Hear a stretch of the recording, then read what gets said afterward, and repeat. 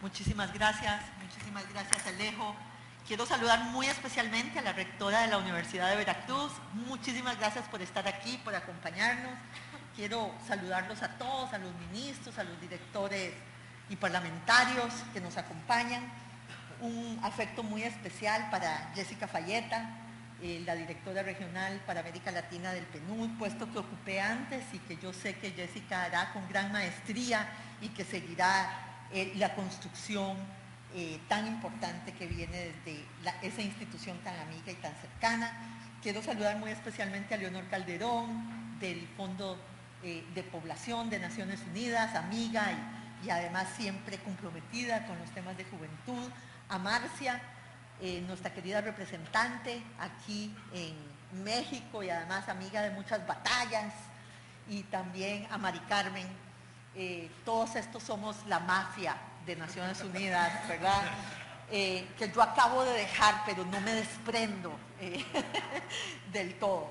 A todos los representantes de la CEGIP, de la CA, a Manuel Guedán, que está con nosotros aquí, que es nuestro representante de la CEGIP en México, y a mi jefe de gabinete, Pedro Manuel Moreno. Max, ¿dónde está? Max, muchas gracias, gracias por todo, igual a ti, Alejo. Y queridos amigos del panel, ¿no? Portugal, México, Uruguay y Guatemala, encantada de estar aquí con ustedes.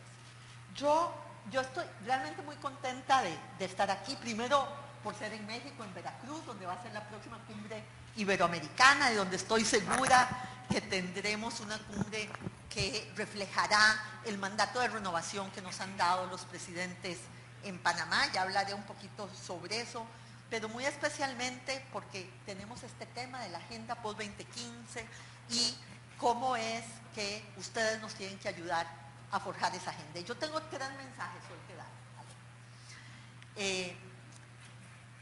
3 peticiones, en realidad, 3 peticiones para ustedes. Una, la importancia de que ustedes nos ayuden a tener esta agenda global de desarrollo post-2015 que se está discutiendo en el mundo y que tiene probablemente la mayor plataforma de consulta que alguna vez se haya puesto en ejecución a nivel global. Y quiero hablarles un poquito de eso y por qué. Pero les doy los 3 mensajes y después voy a los 3. Primero, la importancia de que ustedes nos ayuden a construir la agenda de desarrollo post-2015, porque yo estoy convencida de que esa agenda efectivamente va a dictar, va a ser esencial para lo que pase en términos del desarrollo global de aquí en adelante.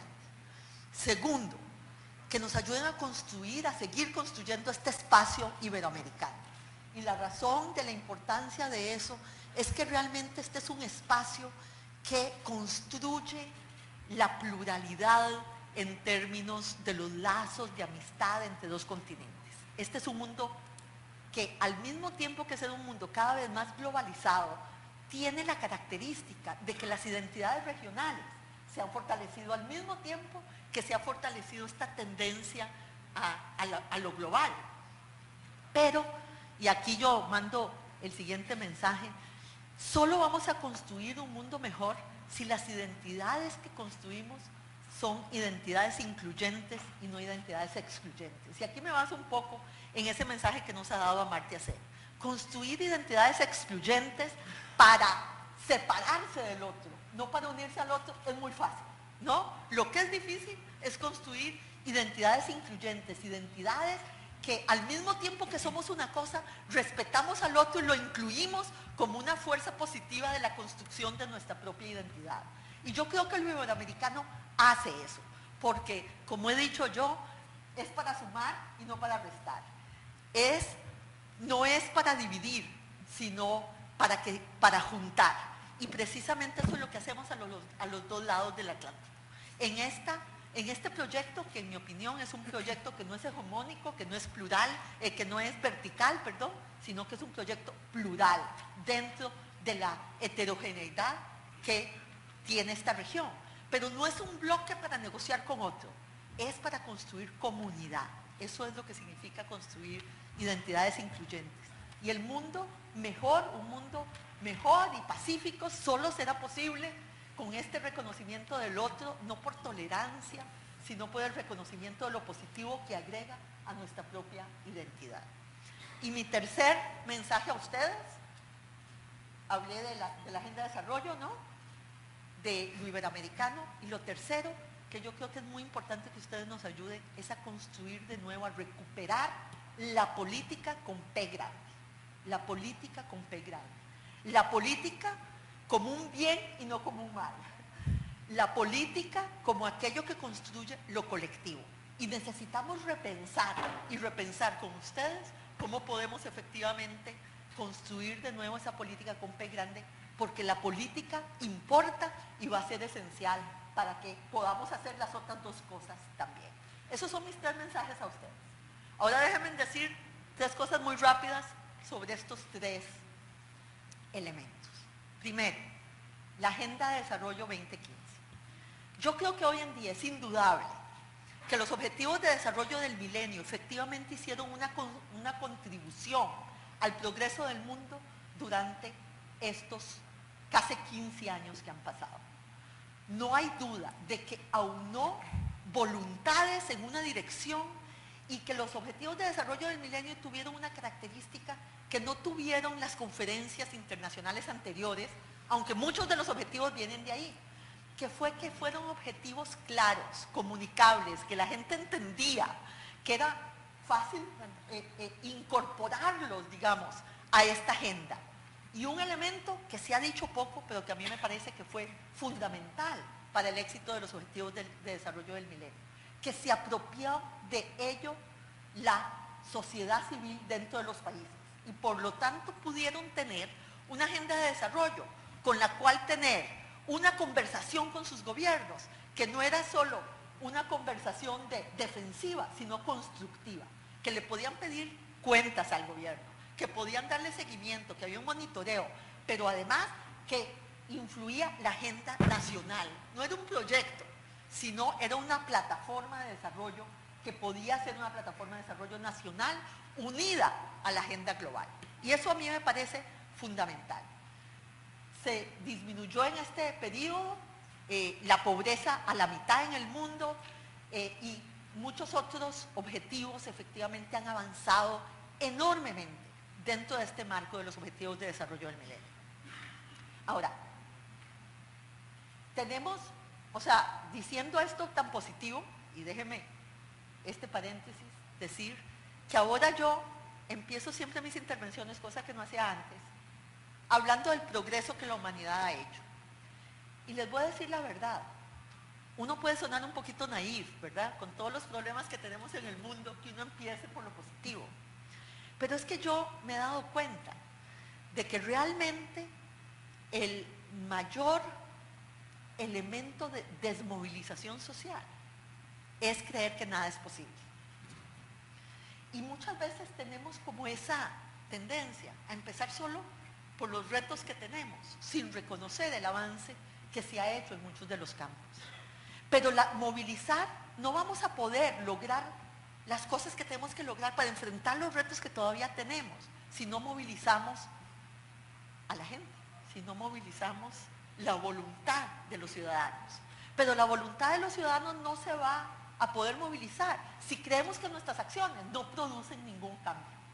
Y yo, el mensaje que les mando a ustedes es que efectivamente sí ha habido cambio en el mundo y ese cambio se ha producido precisamente por lo que dije antes, porque la gente se apropió de una agenda que era una agenda constructiva que podía influir en la agenda nacional y global al mismo tiempo de los países. Por eso creo tan importante la agenda post-2015, porque tenemos que seguir en esa dirección. Sin embargo, hay 5 elementos de los Objetivos del Milenio que tenemos que corregir en la nueva agenda, porque también tenemos que saber cuáles fueron las carencias, ¿cierto? Bueno, la primera es que efectivamente los Objetivos de Desarrollo del Milenio fueron una agenda de arriba para abajo. La decidieron los presidentes en el 2000 y de ahí se comenzó a vender. Tardamos 5 años en que se reconociera que era una agenda importante que podía efectivamente tener un valor constructivo, pero no hubo consulta anteriormente. Ese es un elemento que hay que corregir para la agenda de ahora. Tenemos efectivamente hoy elementos para poder promover la participación y la voz ciudadana global, de esa ciudadanía global, mucho más fuertes de lo que tuvimos en el pasado. Y por eso la plataforma de Mi Mundo, de My World, ¿verdad? ¿Sí? Es tan importante porque efectivamente influyó en septiembre pasado en la declaración que hicieron los presidentes en la Asamblea General de Naciones Unidas. Pero podemos perder eso de aquí al 2015 y por eso es tan importante la voz de ustedes. Porque la voz de los jóvenes no estuvo presente cuando se decidió la agenda del 2000. Y eso me lleva al segundo problema de los objetivos de desarrollo del milenio de hoy en día. ¿Cuál es el segundo problema? Que todos los indicadores para monitorear el avance eran promedios. Y los promedios, ustedes saben que en un mundo desigual, los promedios se esconden más de lo que revelan. Porque efectivamente lo que le pasa a grupos específicos de la población está totalmente oscurecido por el promedio nacional o por el promedio global. Les doy un ejemplo. Les dije que la pobreza extrema se ha reducido a la mitad en el mundo, ¿cierto? Bueno, no se ha reducido igual en todos los países y no se ha reducido igual en todos los sectores al interior de los países. Si sacamos China no hubiéramos cumplido con haber reducido a la mitad la pobreza extrema, ¿cierto?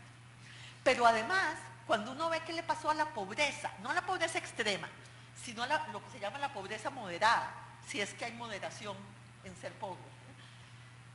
La pobreza moderada no se ha reducido a la mitad. ¿Qué es lo que eso quiere decir? Que muchos pasaron de ser pobres extremos a ser pobres, pero no han salido de la pobreza en el mundo.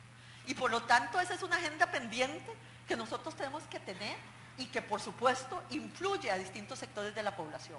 Y ahí el tema de los jóvenes es un tema fundamental. El tema de la vulnerabilidad, no solo de la pobreza extrema, se convierte en un tema fundamental para el futuro. Entonces, yo lo que les digo a ustedes es que los indicadores para una agenda de desarrollo futura, los indicadores tienen que poder ser indicadores desagregados por las principales variables que promueven las brechas de desigualdad en el mundo. La desigualdad no fue tema de los objetivos de desarrollo del milenio. La desigualdad no está presente en ninguno de los indicadores, con excepción del indicador de género, que es un indicador bastante débil realmente para promover esa situación. Entonces, hoy nuestra voz tiene que ser una voz muy fuerte para poder efectivamente incluir el tema de desigualdad y el tema de la desagregación. Y ojalá ustedes puedan promover la desagregación etaria, porque para los jóvenes ese es un elemento fundamental. Además de la desagregación por género y de la desagregación territorial, porque no es lo mismo vivir en la ciudad que vivir en el campo, no es lo mismo vivir en un área marginal que en un área central del desarrollo económico a nivel global. Y los países van a tener que tener suficiente espacio dentro de estos objetivos de desarrollo sostenible para poder adecuar esos indicadores a las dinámicas de inequidad principal que tiene cada uno de los países, que son distintas por país.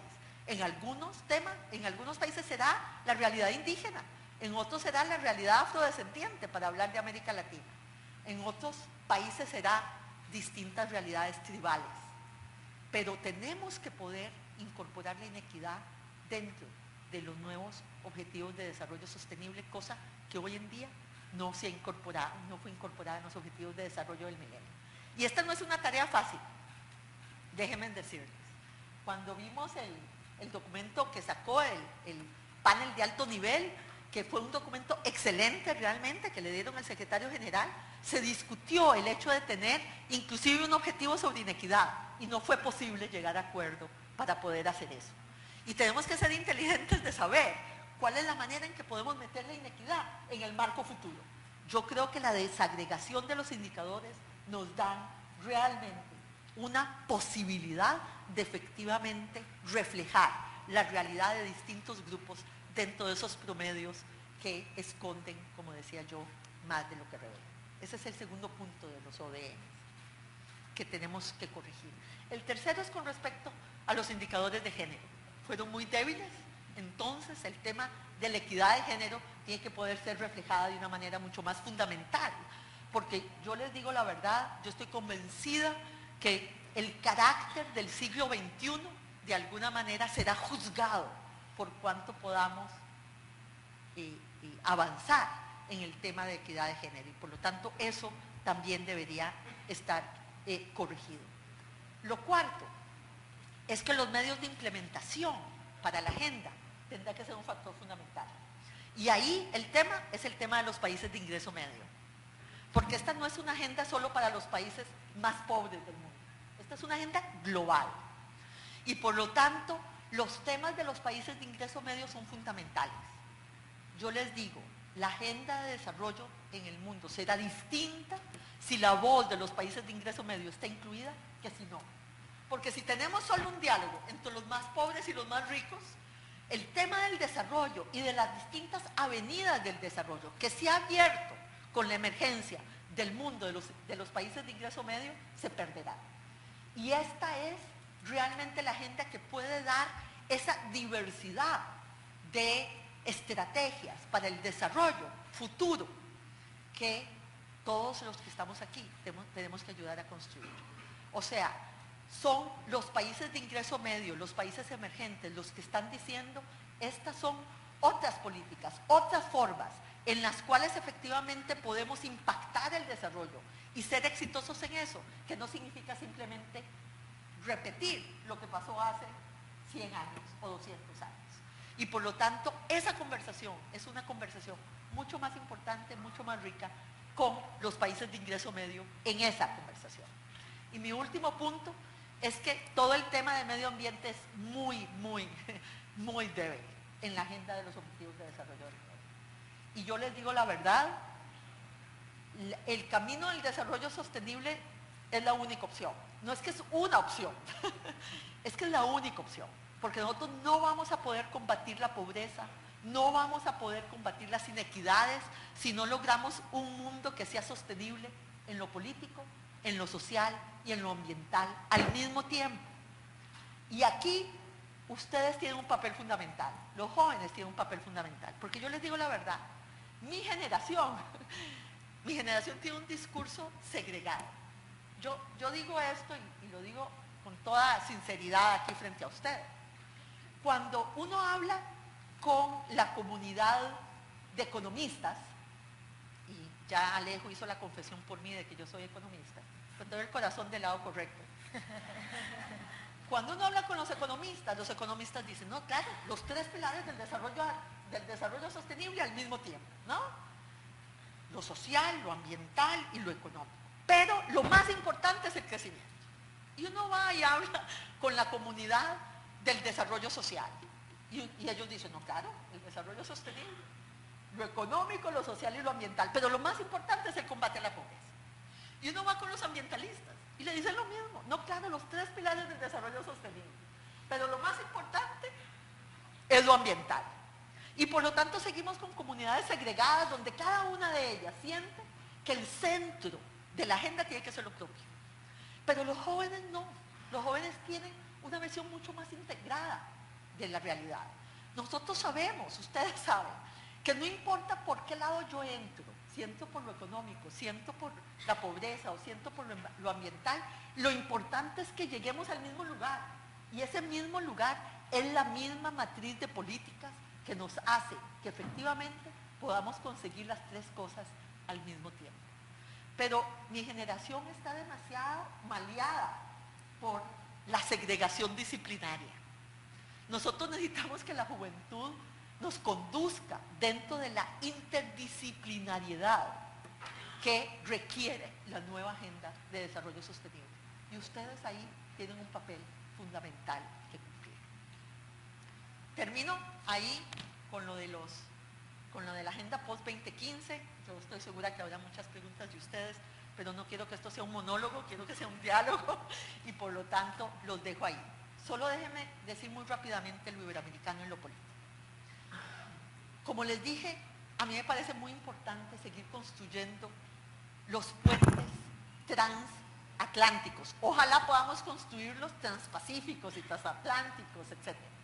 Pero esto de la comunidad iberoamericana es un elemento fundamental, porque tenemos que recuperar una cosa que se considera como marginal al desarrollo, que es el tema de la cultura, que es el tema de los valores, que es el tema de las lenguas compartidas, que es el tema de las complicidades que se construyen entre las sociedades. Y yo creo que el iberoamericano representa eso. Y por lo tanto, ustedes que son el presente y el futuro de Iberoamérica, tienen que ayudarnos a fortalecer precisamente esos campos. El campo cultural, el campo de lo simbólico, el campo del lenguaje, que es natural al campo de lo iberoamericano y que tiene que ver con la educación, con la ciencia y la tecnología, tiene que ver con todas esas áreas del futuro, que es lo que tenemos que construir juntos. Y termino con la P grande de la política. Yo entré a la política, algunos de mis amigos dicen que siempre. Yo creí que había entrado tarde, pero cuando veo mi recorrido en el colegio, en la universidad, pues me doy cuenta que efectivamente siempre estuve en la política. Y estuve en la política con ese entusiasmo de la participación. Que en aquel momento, imagínense, los años 70, los años 80, fue fundamental en la formación de todos los que son de mi generación. Pero lo cierto es que el espacio político ha cambiado fundamentalmente. Y yo creo que efectivamente hay un elemento del que ustedes son dueños, que cambió la política totalmente para mí. Uno es que en mi tiempo, el que daba el mensaje era el que estaba en la política. Y había un mensaje y habían receptores del mensaje. Y hoy en día no es así. Hoy en día el que está en la política da un mensaje y el que está del otro lado le contesta con otro mensaje inmediatamente. Y eso ha cambiado totalmente el espacio y la dinámica política que tenemos hoy en día en el mundo. Y tenemos que aprender a aprovechar ese espacio para construir, como yo digo, esa política con P grande. Pero eso no es posible si todos los otros actores que dan el mensaje solo ven en la política algo malo. Relacionan la política con corrupción, con ineficiencia, con proyectos personales y no colectivos, ¿no? Todo lo político suena a malo, a feo, a sucio, exactamente, a sucio. Y yo digo, ¿cómo vamos a traerlos a todos ustedes a la política?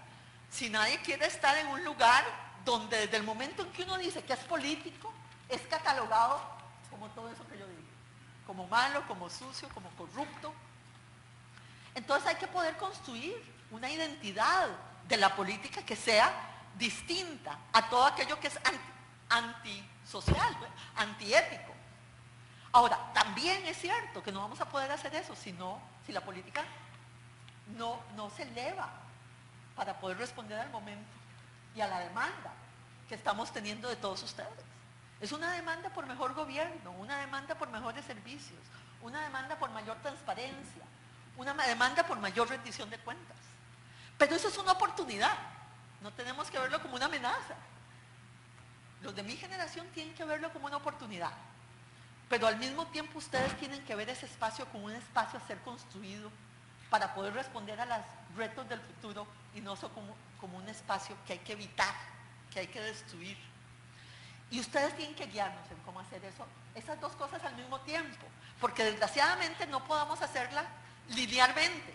No podemos decir, no, primero destruyo la política para limpiar todo y después construyo de cero, porque nada en la sociedad se construye de cero. El tema de la tabula rasa es negativo, no es positivo. Entonces, ¿cómo hacemos para construir ese espacio, esa política con P grande? Limpiándola al mismo tiempo que participamos en ella y la construimos, porque sin participar en ella y sin construirla no es posible. Ahora, yo sé que ustedes enfrentan muchos obstáculos para eso. La primera vez que yo llegué a un puesto del gobierno como viceministra de Hacienda, ¿puedo contarles una anécdota? Claro que sí. En tu lugar.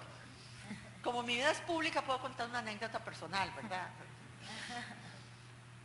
Cuando nosotros llegamos, el presidente de ese momento se había comprometido, que era Óscar Arias, se había comprometido a meter más jóvenes y más mujeres al gobierno. Una promesa a mitad de los 80, ¿verdad? Muy temprano para el momento que estábamos viviendo. Esto fue en 1986. Bueno, efectivamente incluyó a muchas mujeres que en ese momento éramos muy jóvenes. Nos llamaban, primer obstáculo, el kinder de Óscar Arias. Porque claro, la sociedad no estaba tan acostumbrada a que tuviéramos un gobierno, ¿no?, que tuviera un grupo tan joven dentro del gobierno. Todos los que entramos en ese gobierno, que fuimos llamados a servir en aquel momento, seguimos nuestras carreras políticas de distintas maneras y efectivamente construimos, digamos, una agenda política a partir de ahí. Pero por supuesto que las mujeres teníamos un doble reto, el ser jóvenes y el ser mujeres. Cuando Óscar Arias me llamó para formar parte de su gobierno, yo le dije que no podía. ¿Y por qué no podía? Porque tenía un bebé de 2 años, de 2 meses, perdón, de 2 meses, que anda por ahí, casado ya. Tenía un bebé de 2 meses y una niña de 3 años. Estaba amamantando. ¿Cómo me iba a ir al gobierno en esas condiciones? Yo no sentía que había condiciones para que yo pudiera hacer eso. Entonces, primero me llamó el ministro que iba a ser de Hacienda para que fuera su viceministra. Después me llamó el presidente y me dijo, bueno, pero Rebeca, ¿cuántos meses amamantás vos? Yo le dije, bueno, 6 meses. Me dice, ok, yo te vuelvo a llamar. Bien, me llamó y me dijo, te vamos a esperar 6 meses para que amamantes a tu bebé. Y realmente si eso no hubiera sido así, yo no hubiera llegado a la política. Si no hubiera habido esa apertura. Por supuesto que cuando llegamos, él me dijo, pero voy a anunciar el gabinete completo y voy a decir que vos te vas a incorporar al gabinete 6 meses después porque tenés un niño que estás amamantando. De verdad que mi hijo, cuando anunciaron el gabinete, tenía 2 meses. Había nacido en febrero, entramos al gobierno, bueno, 3, entramos al gobierno en mayo, él anunció en abril. Entonces recuerdo que Óscar, que por supuesto nunca ha amamantado, anunció que yo iba a entrar al viceministerio de Hacienda y que me iba a incorporar al gobierno después porque tenía un niño de 2 años que estaba amamantando. Lo dijo así en televisión. Bueno, ustedes se pueden imaginar los chistes que tuve que sufrir durante todo ese periodo. De suerte que no había redes sociales. He dicho que no había redes sociales, sí, por supuesto. Bueno, lo que yo les quiero decir es que no es menor este tema de cómo las mujeres entramos a la política. 2 años después renuncié al viceministerio porque se me hacía imposible la vida. Ustedes saben, yo tengo como un blackout de ese periodo, porque claro, me levantaba toda la noche a amamantar, nunca pude disciplinar a mis hijos, así que cuando lloraban yo amamantaba, etcétera. Pero yo lo que les quiero decir es que esa primera experiencia, fue una experiencia fundamental para mí, porque cuando yo entré al gobierno, yo entré con la idea de que yo iba a demostrar que podíamos ser todas supermujeres, que podíamos hacerlo todo al mismo tiempo. Podíamos ir a la política, podíamos tener una carrera profesional, podíamos amamantar a nuestros hijos, podíamos criarlos. 2 años después, lo que le dije a la prensa cuando renuncié al viceministerio, es que la sociedad no estaba construida para eso. No estaba construida para que pudiéramos hacer todo al mismo tiempo. Y que no teníamos la obligación, todas nosotras, de ser supermujeres. ¿Por qué?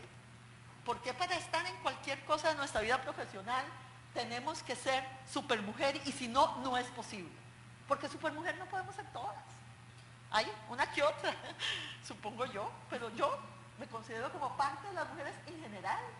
Y tenemos que tener la misma oportunidad para poder entrar a la política, para poder tener nuestra vida profesional.